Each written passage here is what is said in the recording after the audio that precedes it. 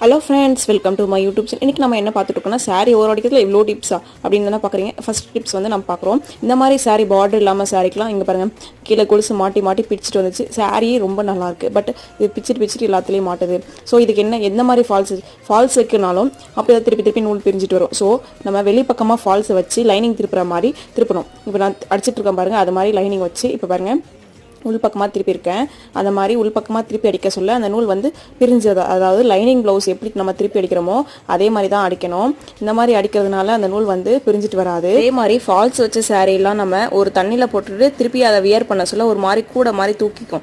அதோட ஃபால்ட் என்னென்னா, நம்ம வந்து தையல் வந்து குட்டி குட்டியாக வச்சு தைக்காம ரொம்ப ஃபால்ஸ் தானே அப்படின்னு சொல்லிட்டு ரொம்ப பெருசாக வச்சு தைப்பீங்க. அந்த மாதிரி ஃபால்ட்டை பண்ணாதீங்க, மீடியம் சைஸில் வச்சு தைங்க. சாரீ ஃபால்ஸ் வைக்கிறதுல இன்னும் நிறைய டிப்ஸ் இருக்குது. அதெல்லாம் தெரிஞ்சுக்கணும்னா மறக்காமல் நம்ம சேனலை சப்ஸ்கிரைப் பண்ணி வச்சு நெக்ஸ்ட் வீடியோவில் பார்க்கலாம். தேங்க்யூ ஃபார் வாட்சிங். Thank you friends.